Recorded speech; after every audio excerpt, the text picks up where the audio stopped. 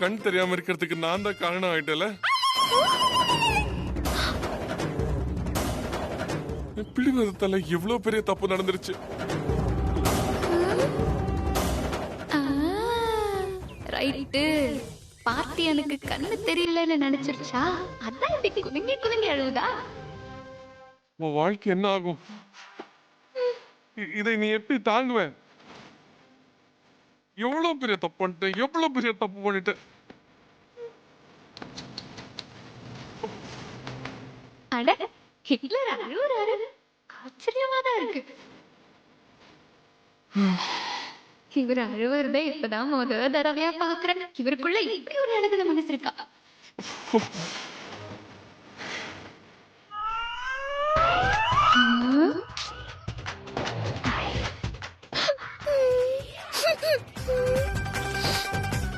அழுவுறியா Hitler? நல்லா அழு. என்னை எப்படியெல்லாம் கஷ்டப்படுத்திருப்பேன்.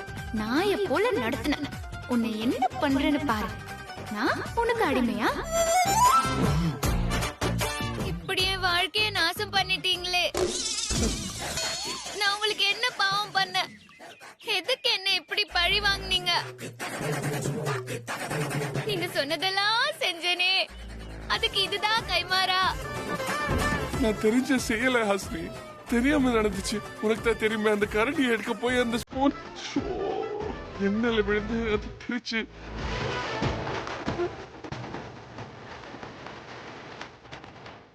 சாரி ஹாசினி, இது என் தப்பு தான். ஆனா இதை நான் தெரிஞ்ச செய்யல. தப்பு ஒத்துக்கிட்டா எனக்கு கண் பார்வை வந்துருமா?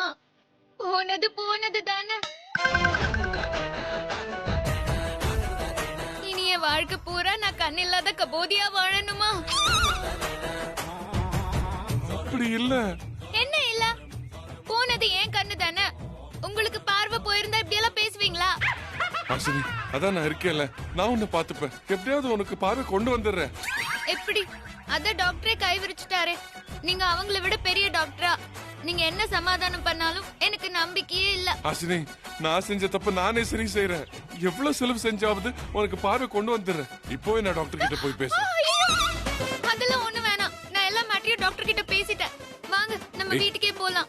டாக்டருக்கு நான் யாருன்னு தெரியாது. தெரிஞ்சிருந்தா இப்படி எல்லாம் சொல்லிருக்க மாட்டார். ஏய், இது பாரு, நான் நல்ல நியூஸோட வரேன். நீ உட்கார். ஐயோ வேணாம் வேணாம், சொல்றது கேளுங்க. டாக்டர் கிட்ட போ வேணாம், சொல்றது கேளுங்க. உனக்கு கண்ணு தெரியாது, நீ உட்கார். நான் வந்துறேன். ஐயோ யோ ஹிட்லர், யோ ஹிட்லர். அட போயா. வேஷம் போட்டு கொஞ்ச நேரத்திலே கலைய போகுது. டாக்டர் கிட்ட போன உடனே உண்மை தெரிய போகுது. ஹாஸ்பிட்டல்னு பார்க்காம காய்ச்சி மூச்சுன்னு கத்த போறாரு. ஹாசினி, இப்பவே காது ரெடி பண்ணிக்க. இன்னைக்கு நம்ம கதை அவ்வளவுதான். சாரி, பார்த்து வாங்க. சரி, டாக்டர் ரூம்ல என்ன நடக்குதுன்னு பாப்போம்.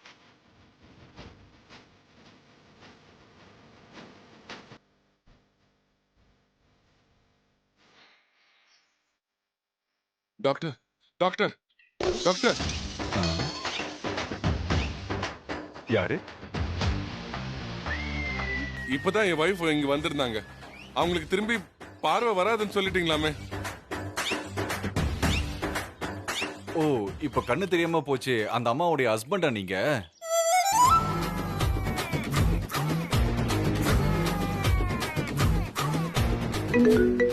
ஒரு நிமிஷம், நான் உனக்கு அப்புறமா போன் பண்றேன். போன வை. I'll call you back. எங்க வச்ச அந்த கண்ணாடிய?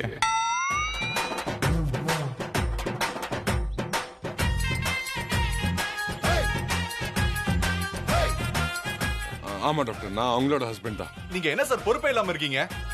நீங்க இப்படிதான் பொண்டாட்டிய கிச்சன்ல வேலை வாங்குவீங்களா? இப்ப பாருங்க என்ன ஆச்சுன்னு. உங்களாலதான் இப்ப உங்க பார்வை இழந்துட்டு நிக்கிறாங்க.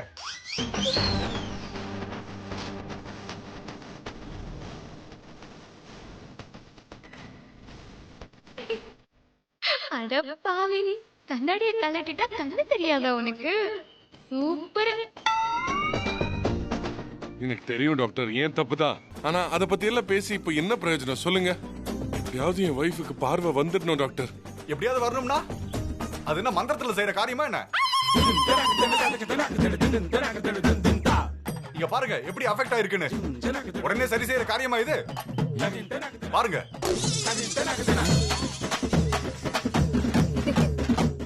யோ ஹிட்லரு, நீ பணம் கட்டாமையா எக்ஸ்ரே எல்லாம் எடுக்க முடியும்? அது கூட யோசிக்காம அந்த டாக்டரும் இன்னொரு பேஷண்ட் எக்ஸ்ரேவை காட்டுறாரு. நீயும் அக்கறையோட மண்டைய ஆட்டுற. அதுவும் அது ஐ எக்ஸ்ரே கூட இல்ல. பாத்தீங்களா எப்படி காயப்பட்டிருக்குன்னு? டாக்டர் ப்ளீஸ் டாக்டர், எவ்வளவு செலவானாலும் பரவாயில்ல, நான் பாத்துக்கிறேன். ப்ளீஸ் எப்படியாவது பார்வை வந்துடணும் டாக்டர். அவசரப்பட்டா காரியமே கெட்டுடும். அந்த காயம் முதல்ல ஆறணும். அதுக்கப்புறம் தான் ஆபரேஷன் பண்ணலாமான்னு டிசைட் பண்ணணும். இப்போ இங்க 2 பேர்ல யாரு காமெடியன்னே தெரியலையே. எப்போ ஆபரேஷன் டாக்டர்? இன்னும் 1 மாசம் ஆகும். அப்ப கூட்டிட்டு வாங்க. டெஸ்ட் எல்லாத்தையும் பண்ணி பார்த்துட்டு அதுக்கப்புறம் ஆபரேஷன் பண்ணலாமான்னு யோசிக்கிறேன். Okay doctor. அது வரைக்கும் அவங்களுக்கு எந்த வேலையும் கொடுக்க கூடாது. அட்ரா சக்க. முக்கியமா வெயில் படுற மாதிரி அவங்கள அனுப்பவே கூடாது. ஹாசினி, இன்னைக்கு தான் உன் நடிப்பு திறமைக்கு ஒரு நல்ல கண்டென்ட் கிடைச்சிருக்கு. சும்மா கிழின்னு கிழிச்சிடு. அவங்கள ரொம்ப கவனமா பாத்துக்கோங்க. சரி டாக்டர், நீங்க சொல்றதுக்கு மேலேயே அவளை நான் கவனிக்கிறேன். ஆனா ப்ளீஸ் நல்ல செய்தி கொடுங்க டாக்டர். இதுல எங்க கையில என்னங்க இருக்கு? எங்களால முடிஞ்ச அதிகபட்ச முயற்சியை நாங்க பண்றோம். சரிங்க டாக்டர்.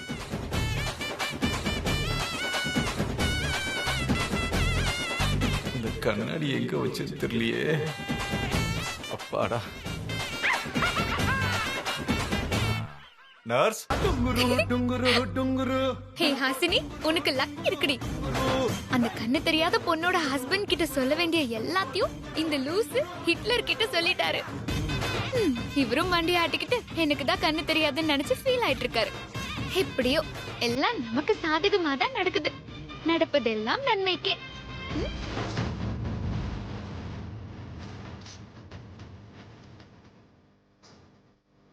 வா ஹிட்லர், உன்னை இனிமே எப்படி டார்ச்சர் பண்றேன்னு பாரு.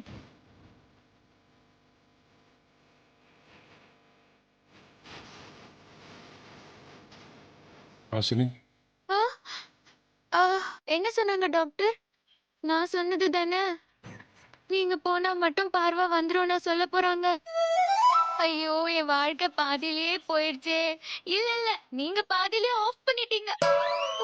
ஒரு நாளாவது இன்னொரு மனுஷிய நடத்திருக்கீங்களா?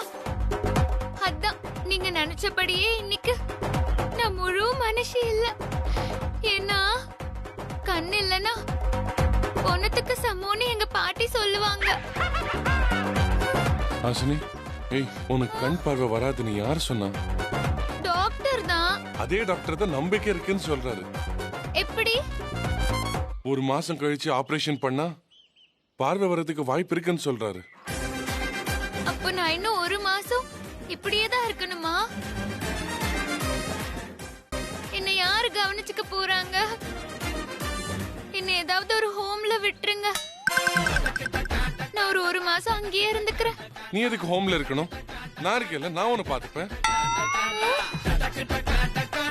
உனக்கு பார்வை வர வரைக்கும் நான் தான் உனக்கு வெல் விஷர், உனக்கு எல்லாமே. சரியா? உன் பார்வை வர வரைக்கும் நீ என்னோட பொறுப்பு. யோ மட சாம்பிராணி, எனக்கு கண்ணு நல்லாதாயா இருக்கு. எனக்கு நீ கேர் டேக்கரா வெல் விஷரா? அதானா உன் வாயில கேக்குறதுக்கு குஷியா தான் இருக்கு. சரி வா போலாம். வா. போயா லூசு, உன்னை பின்னாடி வர வைக்கிறேன் பாரு. சரி சரி சரி, உனக்கு தான் கண் தெரியாதுல்ல, நான் தான் முட்டாள். வா.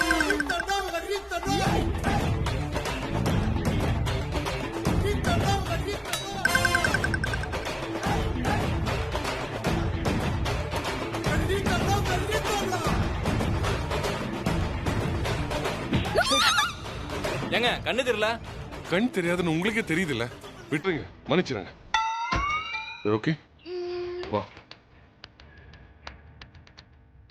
கொஞ்சம் பார்த்து வாங்க.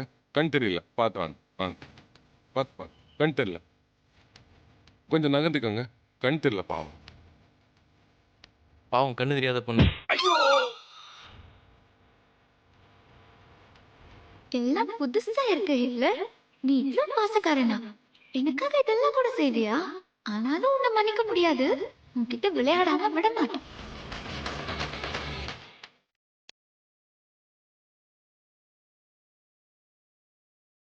இந்த விடிய விடிய வாட்ச்மேன் வேலை பார்க்க விட்டு ரசிச்சவன் தானே நீ?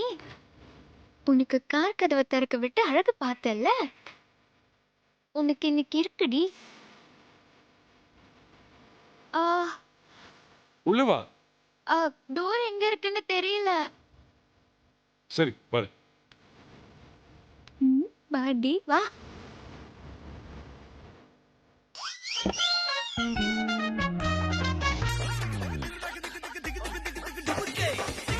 பார்த்து வா, பார்த்து வா. கேர்ஃபுல்.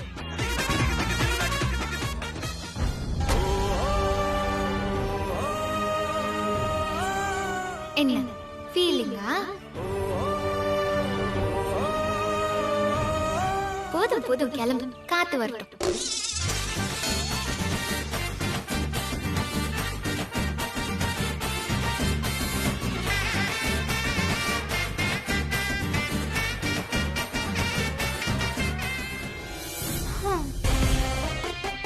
என்னாச்சு?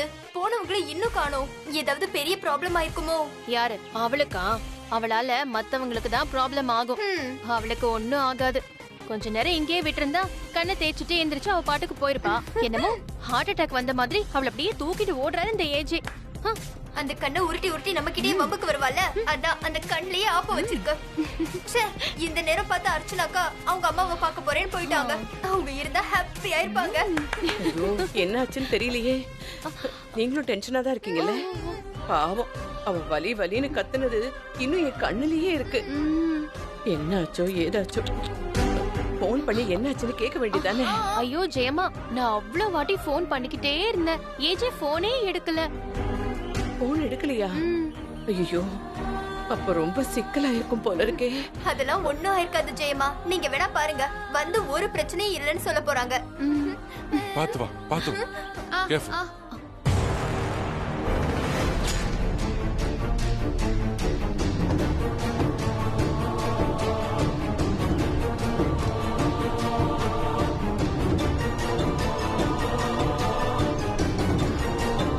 ஐயோ, ஹாசினி, என்னப்பாச்சு? சொல்லுப்பா.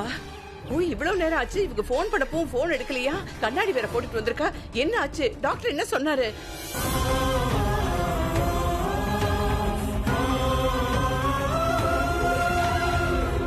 ஏஜே, ஏன் பேசாம இருக்க? என்ன ஆச்சு சொல்லுப்பா. என்னாச்சு? அத நான் சொல்றேன் ஜெயம்மா. எனக்கு கண் பார்வை போயிடுச்சு. என்னது?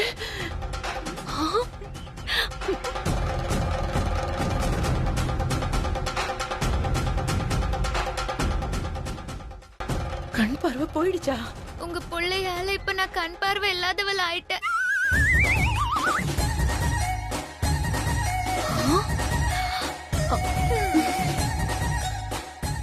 என்னம்மா சொல்ற?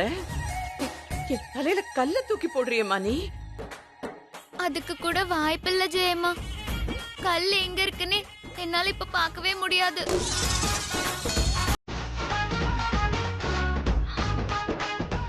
என்ன ஏஜ் இது?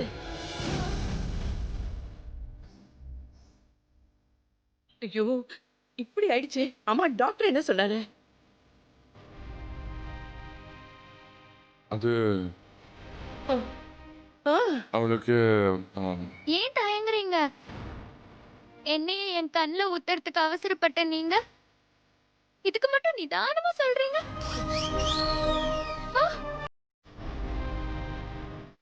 அது கண் பார்வை திரும்பி வர்றது டவுட் தானே சொல்றாரு. ஐயோ,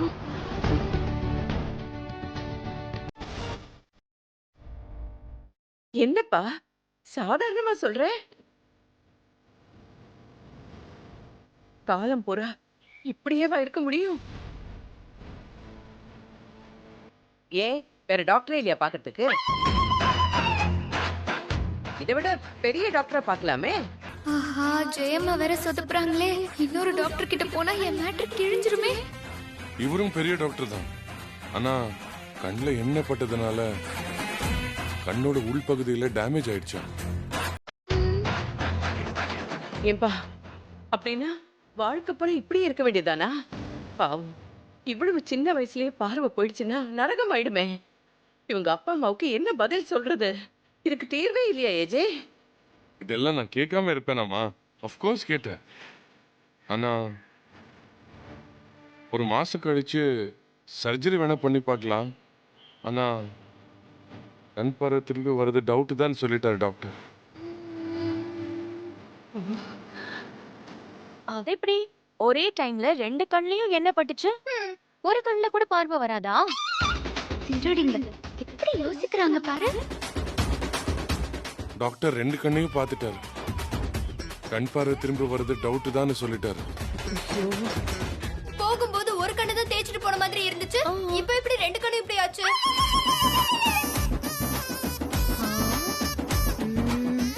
டாக்டர் கிட்ட இருந்து தப்பிச்சாலும் இவங்க கிட்ட இருந்து தப்பிக்கவே முடியாது போல இருக்கே. ஆ, கண்ணு வீங்கி இருக்கா? காயம் தெரியுதா? கண்ணாடியை காட்டுங்க பாக்கலாம். அத்தாடி மெயின் மேட்ருக்கே வந்துட்டாலுங்களே. இப்ப எப்படி தப்பிக்கிறது? கண்ணை திறந்தா மாட்டிப்போமே. இப்ப எதுக்கு இந்த ஆராய்ச்சி எல்லாம்? கண்ணு எரியுதா வீங்கி போச்சான்னு? நீ என்ன டாக்டரா? கண்ணை பார்த்த உடனே கண்டுபிடிச்சு சொல்லிடுவியாக்கோ?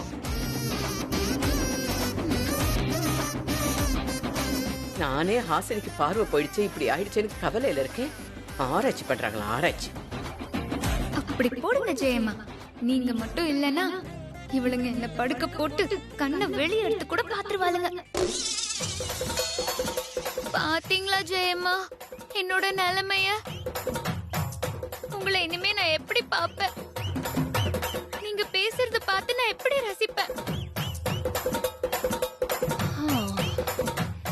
நீங்க கூப்பிட்டா இனிமே நான் எப்படிமா ஓடோடி வருவேன்? நீ கவலைப்படாத, நான் கையை பிடிச்சு கூட்டிட்டு போயிடுறேன். பேசாதீங்க, எனக்கு சமைக்க தெரியாது. ஹாசினி, நான் இங்க இருக்கேன். பேசாதீங்க, எனக்கு சமைக்க தெரியாதுன்னு அவ்வளவு தூரம் சொல்லியும் அந்த 7 கண்டிஷனை வச்சு என்ன கட்டாயப்படுத்தி சமைக்க வச்சீங்களே. இப்ப என்ன ஆச்சு? ஐயோ, நேத்து நைட்டு தான் என்ன பார்க்க விருப்பம் இல்லைன்னு சொன்னீங்க. அதுக்கு அர்த்தம் எனக்கு அப்போ தெரியல, இப்பதான் புரியுது. என் கண்ணுல எண்ணெயை ஊத்தி நான் யாரையுமே பார்க்க முடியாம பண்ணிட்டீங்களே.